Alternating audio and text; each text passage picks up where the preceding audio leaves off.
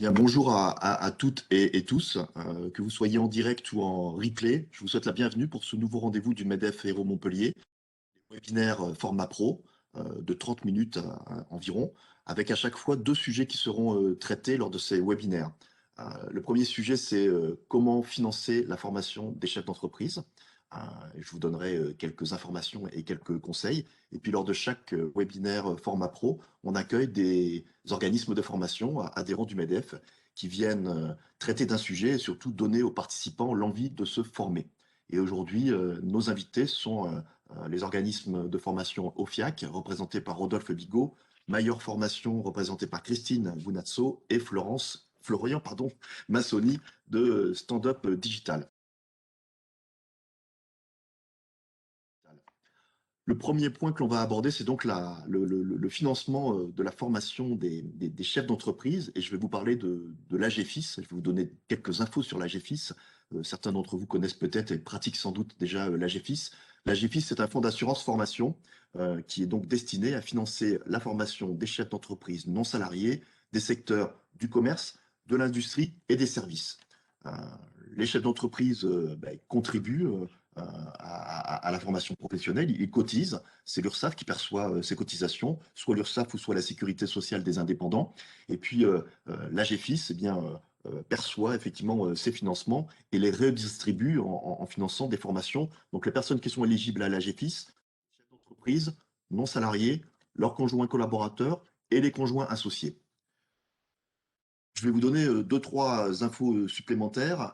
Sachez que toutes les informations sur l'AGFIS, vous les trouvez sur le site internet de l'AGFIS. Et puis à Montpellier, au MEDEF Héros Montpellier, nous avons un service dans mon équipe, Medavi Shokun, qui est d'ailleurs connecté aujourd'hui à la visioconférence, qui est l'interlocutrice des chefs d'entreprise, qui monte les dossiers, qui vérifie les pièces, qui transmet en tout cas les éléments et qui suit votre dossier tout au long du début jusqu'à la fin, l'obtention du financement.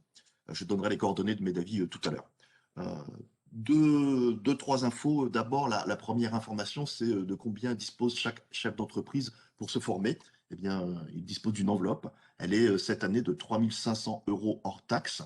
Donc c'est plutôt bien, hein. Moi qui connais d'autres fonds d'assurance formation ou d'autres OPCA, c'est plutôt un fonds d'assurance formation qui reste généreux, avec une prise en charge sur les formations présentielles à hauteur de 50 € par heure et sur des formations en distanciel à 35 € par heure.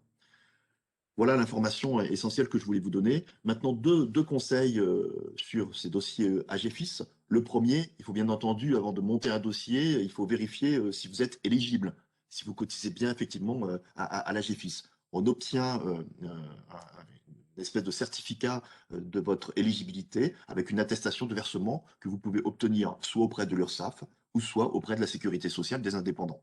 Medavi à Montpellier, au MEDEF, est là pour vous aider effectivement, si besoin, à obtenir cette attestation. Le deuxième conseil que je vous donne, effectivement, c'est de bien respecter les règles de montage de ces dossiers.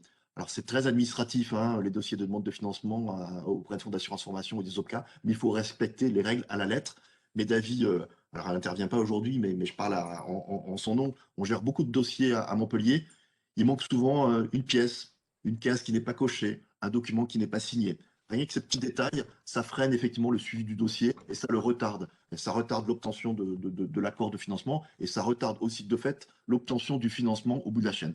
Donc, l'astuce que je donne aujourd'hui, respecter les règles telles qu'elles sont proposées par l'AGFIS. Je vous donne les coordonnées de Medavi. Elle est joignable au 04 48 20 12 42. Son mail, c'est agfis@medef-montpellier.com. Mais toutes ces informations, vous les retrouvez sur le site de l'AGFIS, mais aussi sur le site du MEDEF Héros Montpellier. Je vais laisser maintenant la parole à nos invités. On a vu cette partie financement, comment on peut financer la formation des chefs d'entreprise. Maintenant, se former sur quoi? Eh bien, on va notamment parler du digital, qui est un véritable enjeu pour les chefs d'entreprise et sur lequel nos chefs d'entreprise et leurs conjoints doivent et doivent surtout se former. Mais bonjour, merci de nous accueillir pour ce premier webinaire de la formation. Pourquoi le digital? Parce que nous allons parler des solutions digitales et de ces stratégies pour le développement de vos entreprises. C'est un engagement inévitable aujourd'hui pour les entreprises de s'engager dans le digital. On peut dire que c'est accessible à tout le monde, à toutes les entreprises, et qu'on n'a pas besoin forcément d'être informaticien pour être autonome, pour animer, car évoluer les outils digitaux. Le digital, c'est transversal à toutes les entreprises, tous les secteurs d'activité, grandes entreprises, locales, régionales, nationales, petites entreprises. C'est vraiment accessible à tout le monde. Je vais laisser la parole à Christine Joversus, chargée de développement chez Maillard, qui va effectivement vous parler de la mise en œuvre, le sens de la formation digitale. Merci Rodolphe. Bonjour à tous, je vous remercie de votre présence aujourd'hui. Avec Florian Mazzoni, notre consultant expert, nous avons eu l'occasion d'accompagner de nombreux chefs d'entreprise dans le montage de dossiers avec l'AGEFIS pour des formations sur la communication digitale. Et devant les retours tellement positifs de ces personnes, nous avons eu l'idée de vous les présenter également, de vous dire un petit peu ce qu'il en est, comment on travaille, quels sont nos objectifs. Notre priorité reste vraiment l'autonomie du chef d'entreprise. Que vous soyez en charge de votre communication digitale ou non, l'important, c'est d'être autonome. Donc, nous rencontrons, nous analysons ensemble quels sont vos objectifs, quels sont vos besoins, et nous sommes en mesure ensuite de vous proposer des solutions personnalisées, complètement ad hoc, qui conviennent particulièrement à votre entreprise et pas à une autre. En amont de la formation, un diagnostic vous est offert. Florian Mazzoni, notre consultant expert, pourra analyser les forces et les potentiels de votre entreprise. Et à partir de là, on pourra travailler ensemble, avancer. Et à l'issue de ces formations, vous êtes complètement en maîtrise. Mais je passe la parole à Florian Mazzoni qui vous l'expliquera mieux que moi.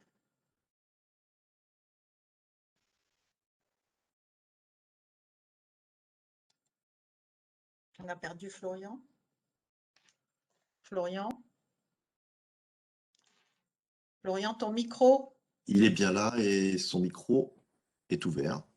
Vous m'entendez? On vous entend. Merci beaucoup. Merci beaucoup, Christine. Experte digitale depuis une quinzaine d'années, j'ai accompagné de très nombreuses entreprises dans différents secteurs d'activité. C'est vrai qu'on a monté pas mal de dossiers, notamment sur la montée en compétences et sur la formation sur le milieu digital. Donc rapidement, je vous explique, je travaille sur 3 axes. Le premier, c'est le conseil. Le deuxième, c'est la formation. Et ensuite, l'accompagnement. Et ça, dans notre préconisation, vous allez voir qu'on va suivre tout au long du parcours de la formation ces 3 axes.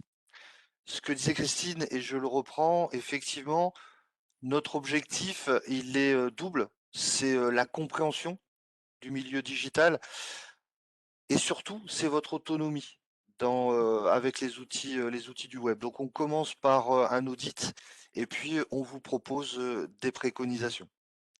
Une fois qu'on a fait ça, on va travailler sur 3 axes. Alors, pourquoi on travaille sur 3 axes? Tout simplement, c'est les 3 axes du web, c'est les 3 leviers du web. Je vous mets rapidement un petit slide. Vous le voyez à l'écran? Non, on ne le voit pas.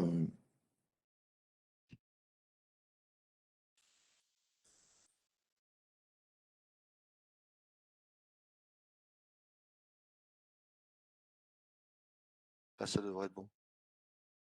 C'est bon, on le voit. Allez, super. Le premier levier du web, c'est la visibilité. Donc, augmenter sa visibilité sur le web, ça peut être sur un site internet, mais pas que. En fait, vous avez la possibilité de présenter vos produits ou vos prestations. Ça peut être votre tunnel de conversion peut être le site, mais ça peut être aussi une plateforme de vente en ligne, ça peut être aussi des réseaux sociaux. Mais l'idée principale, c'est d'optimiser la visibilité, notamment avec ce qu'on appelle le SEO, donc le référencement des algorithmes, que ce soit Google, Facebook, LinkedIn, etc. Le deuxième levier va consister à booster vos ventes. Pour booster vos ventes, eh bien, on va générer du flux de visiteurs qualifiés. Donc, notamment avec la data, on va avoir la possibilité d'identifier les visiteurs les plus intéressants, donc ceux qui sont susceptibles de convertir le plus rapidement. Et la troisième partie, et c'est là où souvent il y a beaucoup de manque, c'est mesurer l'impact. Mesurer l'impact, c'est extrêmement important. C'est aussi important qu'un expert comptable dans votre entreprise. C'est aussi important que d'avoir des bilans, que d'avoir des informations sur les marges, sur le taux de conversion, etc. Et donc, sur le digital, c'est tout à fait possible. Je vous ai mis un exemple. Voilà, ça c'est un tableau de bord. Donc, l'objectif à la fin de la formation, c'est alors pendant la formation, c'est travailler sur vos outils. Et à la fin de la formation, c'est que vous puissiez partir avec un tableau de bord qui vous correspond, qui soit totalement personnalisé. Donc là, on voit, alors je vais aller assez rapidement et je remercie l'OFIAC de mettre à disposition son tableau de bord. Assez rapidement, vous voyez, c'est assez simple. On a le nombre de visiteurs sur le site, sur une période précise. On va avoir le nombre de contacts, donc le taux de conversion. Ça, ce sont les informations basiques. Et ensuite, eh bien, on va savoir très exactement quels sont les supports qui les intéressent, où géographiquement sont positionnées ces personnes, quelles sont les sources, est-ce que ça vient des réseaux sociaux, est-ce que ça vient du référencement naturel, quelles sont les sources de visiteurs qui convertissent, donc qui génèrent des contacts.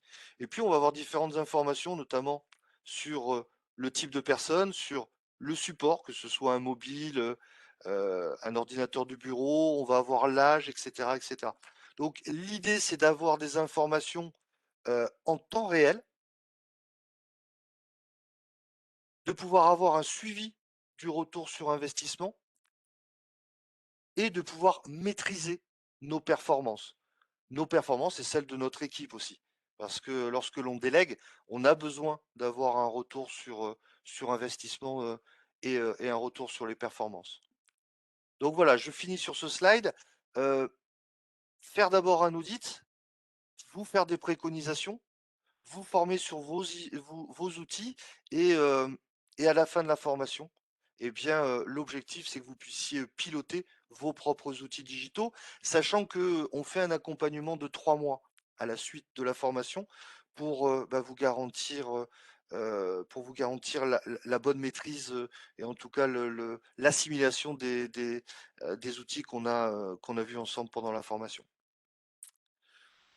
Voilà pour une explication, en tout cas pour une présentation assez rapide de nos formations.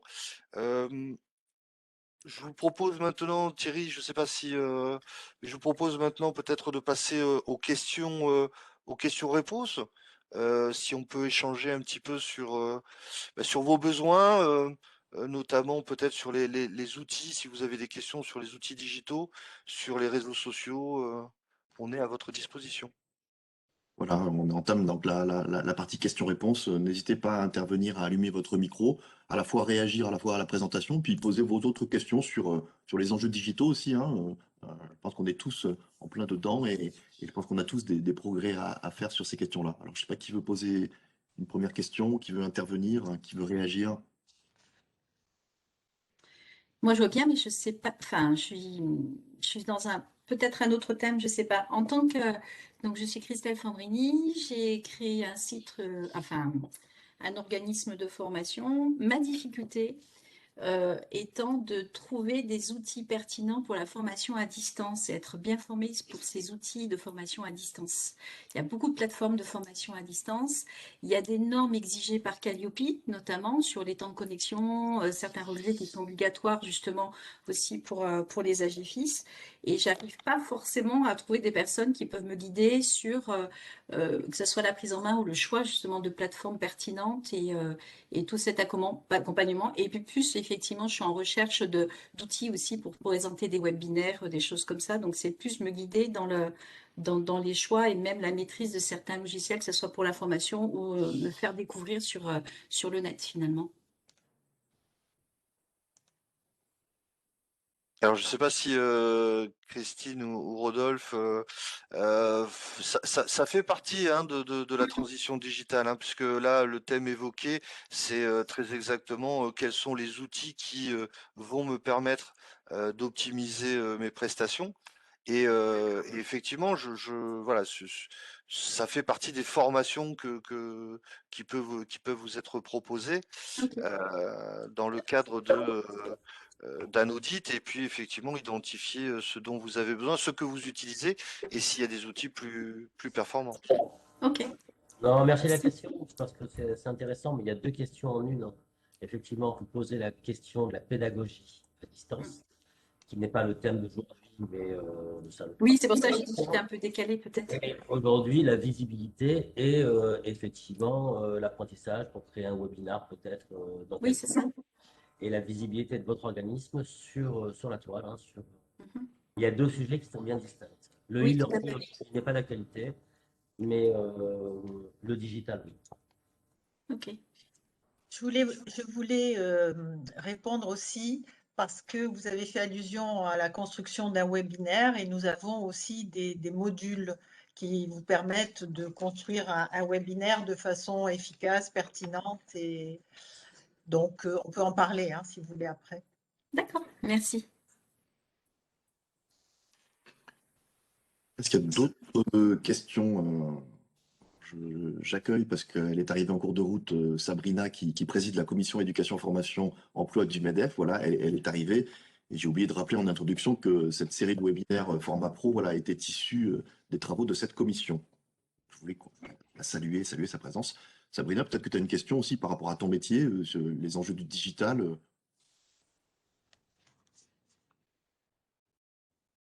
Il faut que tu ouvres ton micro. Oui, C'est vous bon? m'entendez? Oui. Oui, c'est bon. Bonjour Sabrina. Bonjour à tous, merci Thierry et merci Rodolphe que je connais du coup grâce à notre commission d'être là aujourd'hui pour nous éclairer. C'est vrai que moi je gère des instituts de beauté donc le digital c'est compliqué pour nous de l'intégrer dans notre métier, d'autant plus que je suis franchisée indépendante donc c'est vrai qu'il y a le site de notre franchise qui est national et que j'ai fait un site internet il y a peut-être une petite dizaine d'années juste pour les instituts à Montpellier, mais c'était très compliqué. Enfin, moi, ça me paraissait très compliqué justement ces trois leviers dont parlait, je crois, Florian, si je me trompe pas. Euh, ça me paraissait très très compliqué à l'époque d'essayer de gérer justement le référencement, trouver la visibilité sur Internet pour que on tape voilà Institut de beauté Montpellier et que ça tombe sur moi. J'avais fait appel à une entreprise, un organisme privé, je me rappelle plus du nom, qui me proposait effectivement, moyennant un abonnement mensuel, s'occuper de tout ça. Et puis finalement, c'est vrai que j'ai laissé tomber à l'époque parce que c'était trop compliqué. Aujourd'hui, je communique uniquement avec les réseaux sociaux, Facebook et Instagram. Je suis pas fan en plus de réseaux, donc c'est encore plus compliqué à suivre. Et puis forcément, ça touche pas tout le monde. C'est vrai que la possibilité, en tout cas la découverte de la GFIS, que j'ai pu découvrir grâce à notre commission finalement, ça pourrait m'amener effectivement à repenser tout ça.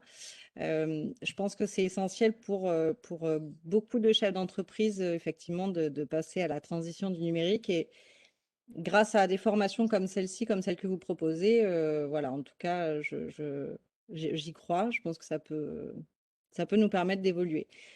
Des questions après par rapport à tout ça, là, j'en vois pas. Bon, après, booster les ventes, il faut avoir forcément comment on appelle ça, un site de vente en Non. ligne? Non. Non? Non, non, c'est intéressant ce que vous avez évoqué parce que en fait, vous avez évoqué plusieurs choses. Il y a effectivement la prestation, faire appel à un prestataire extérieur qui va se faire rémunérer de façon récurrente. C'est une possibilité, mais c'est vrai, et je reprends les propos que Christine, faire sans savoir faire, c'est laisser faire. En fait, l'idée, c'est de vous former à l'outil ou en tout cas de vous donner des indicateurs de performance qui vont vous permettre d'identifier si le prestataire est bon ou pas. C'est pour ça Ouais. que tout à l'heure, je comparais un petit peu comme un expert comptable. Sans ça, c'est pas la peine. En fait, si vous avez une entreprise et que vous n'avez pas d'expert comptable, que vous n'avez pas de bilan intermédiaire, pas de marge et que vous ne connaissez pas vos marges, il vaut mieux arrêter tout de suite Bien parce sûr. qu'on sait tous qu'on va droit dans le mur. Et pour le digital, c'est exactement pareil.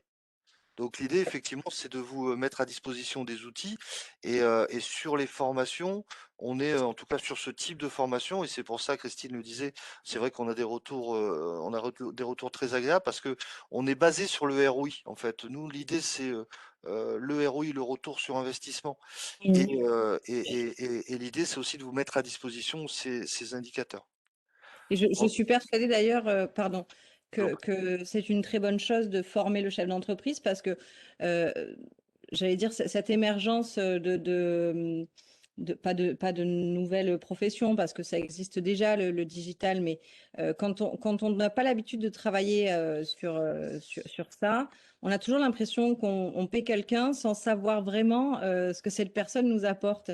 Donc, c'est des professions où il est difficile de dire ça coûte tant à l'heure et de savoir quel travail sera fourni par la personne. Donc, c'est vrai que si on peut le faire, si on peut être formé et être autonome là-dessus, c'est super. Et c'est très accessible, ce que disait Rodolphe Bigot tout à l'heure. C'est très accessible et même si vous n'êtes pas formé pour le faire, en l'occurrence par exemple pour animer les réseaux sociaux, au moins vous avez les indicateurs de performance. Vous savez que si on vous dit j'ai une grosse communauté sur Facebook, ben, est-ce que des personnes viennent sur mon site? Oui, non. Si c'est oui, c'est intéressant. Si c'est non, ça, je suis pas là pour animer Facebook. Sauf Ouais. si Facebook me donnait de l'argent pour le faire, mais c'est pas le cas. Donc l'idée, c'est effectivement le retour sur investissement. Et après, effectivement, sur les réseaux sociaux, il y a des techniques de prospection, notamment le social selling. Mm. Ce sont des techniques de prospection que eh bien, vous allez être amené, surtout dans l'environnement dans lequel on est, à devoir au moins connaître, si ce n'est maîtriser quelque peu. Ouais. Mais oui. Donc, Pour ne, finalement, pour- je suis concernée tout autant ouais. que d'un chef d'entreprise. Merci. Voilà, pour ne pas perdre de temps en fait, parce que l'idée c'est que vous avez un métier principal. Mm. Le digital, c'est juste de la communication. Vous ne devez pas y passer trop de temps et vous devez faire votre métier principal et pouvoir surveiller le digital. Tout à fait. Moi, j'ai une question, vous m'excuserez, j'ai été coupé pendant quelques instants, je n'avais plus de son à mon tour. Est-ce qu'il faut être sur tous les réseaux sociaux ou est-ce qu'il faut les choisir selon son activité? Voilà. Moi, il y a des étudiants qui viennent travailler au MEDEF en tant que stagiaires et pour eux, c'est Instagram, Instagram, voilà. Et voilà, comment on choisit et est-ce qu'il faut être partout? C'est très très intéressant comme question parce que en fait, il faut être pragmatique. C'est-à-dire que lorsque l'on a des tableaux de bord, là, je vous ai montré un tableau de bord. Alors, si vous le permettez, je vous reprends rapidement l'écran. Je vous ai montré un tableau de bord où vous aviez ici les sources des contacts. Et vous voyez ici, il y a réseau social. Et en fait, on peut développer cette ligne pour savoir quels sont les réseaux sociaux de tous ceux que vous avez indiqués qui nous génèrent des visiteurs qui convertissent, donc qui nous contactent. Et on va choisir de façon pragmatique, c'est-à-dire que si j'ai 1000 visiteurs qui viennent de Facebook et que j'ai 3% qui convertissent, eh bien, je vais peut-être préférer un autre réseau social qui va me générer moins de visiteurs, mais qui va avoir un taux de conversion plus important. Donc, la décision, le choix se fait par rapport à des indicateurs de performance. Et on peut tout tracer. Je peux savoir très exactement quel âge a la personne, de quel réseau social elle vient, si elle est sur un téléphone, si elle est sur. On peut en fait, c'est assez extraordinaire parce que c'est comme si une personne qui rentrait dans votre salon de beauté, par exemple, remplissait un questionnaire, mais grand comme ça, avec d'où vous me connaissez, qui vous êtes, etc., etc. Donc on a la possibilité de tout tracer. Donc il faut choisir de façon pragmatique. Le je pense que sur le digital ne fonctionne plus.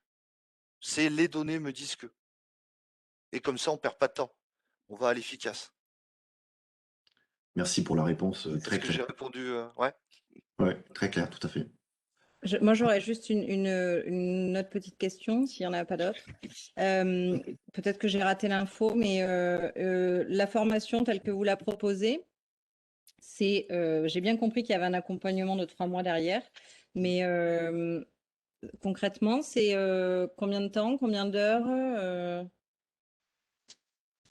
C'est en fait l'idée, c'est de faire un audit et de vous faire une préconisation. Voilà, l'idée, c'est vraiment de faire du sur-mesure.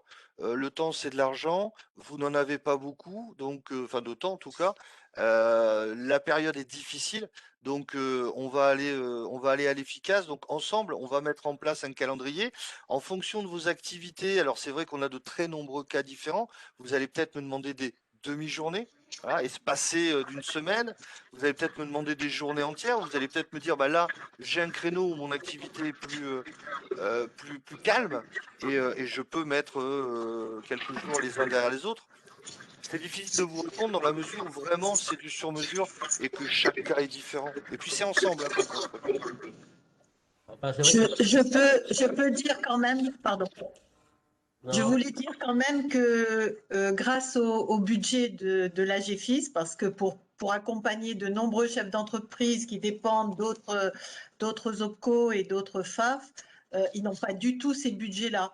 Donc, tous les chefs d'entreprise que nous avons accompagnés, c'était grâce au budget de l'AGFIS qui sont vraiment conséquents. Et pour ajouter un petit peu à ce que vous a répondu Florian, on peut aller jusqu'à 3 journées de formation ou de conseil, d'accompagnement. Mais bah, sur- bien sûr que ça dépend du diagnostic qu'il fera en amont. c'est surtout la réponse que tu attendais, mais ça ne se déroule pas sur 3 mois. C'est plutôt au maximum 5 jours, entre 3 et 5 jours pour être autonome. Ok. Est-ce qu'il y a d'autres questions? On avait prévu que c'était un format de 30 minutes à peu près, donc on va essayer de respecter, hein, à la fois parce que ça permettra aussi au replay d'être dans une longueur satisfaisante. Est-ce qu'il y a des dernières questions, des dernières réactions de la part des participants? C'est maintenant ou jamais. Alors moi j'ai une question, donc Oui, Stéphanie allez-y. Aubin, donc je travaille chez Wall Street English. J'ai juste une question, est-ce qu'il arrive de temps en temps que des dossiers soient refusés par la GFIS? Alors, j'ai pas entendu le son est très mauvais. Redis. Ah, je demandais s'il arrivait de temps en temps que les dossiers soient refusés par la GFIS. Alors, c'est très, très rare, hein. Le problème qu'on a à la GFI, c'est des problèmes, je dirais, administratifs. C'est le dossier qui est mal monté, mais généralement, les formations, elles sont acceptées, ouais. Elles sont acceptées, ok. Parce Moi, qu'on je a n'ai jamais vu. Hein. Ouais, Non, moi non plus, mais certaines personnes en fait ont envie de commencer rapidement et certains veulent attendre l'accord de la GFIS. Et le souci, c'est qu'il y a des délais qui sont parfois très longs. tout à fait. Et quand la personne fait la demande, c'est qu'elle a le temps maintenant et elle n'a pas forcément le temps dans 3 mois. J'ai conscience de ce problème que je ne peux pas résoudre, moi, à mon niveau, effectivement, départemental, parce qu'on dépend du national qui, à un moment nous donne les accords. Et généralement, quand on a l'accord, c'est que la formation est bien financée. Maintenant, ça ne garantit pas le délai, effectivement, d'obtention du financement. Parce qu'effectivement, après, il faut apporter des justificatifs. Comme je vous l'ai dit tout à l'heure en introduction, soyez très respectueux, très rigoureux sur les justificatifs à donner, effectivement, en fin de formation. C'est ça aussi qui raccourcira le délai et l'obtention finale, le versement sûr. final du financement. Mais généralement, et voilà, il n'y a pas de refus, sauf si on demande une formation sur une thématique qui est complètement déconnectée de la réalité professionnelle. D'accord. Voilà, sur ces, je vous propose de terminer. Je remercie nos 3 intervenants. Je vous remercie toutes et tous. Donc, on va formater un petit replay pour le mettre sur les réseaux sociaux. Et puis, tous aussi, nous solliciter pour avoir les coordonnées des uns et des autres. Voilà, s'il n'y a pas d'autres questions, Rodolphe, je te laisse peut-être dire un petit mot de la fin. Non, ben, merci beaucoup pour votre participation, pour votre question. Nous confirme c'est d'agir dans le digital. On reviendra prochainement. Thierry présentera la liste, la proposition, l'accompagnement. Merci Rodolphe, le son n'était pas très bon, mais on a compris que tu nous disais au revoir et à bientôt. Au revoir et à bientôt à toutes et tous. Merci beaucoup. À bientôt.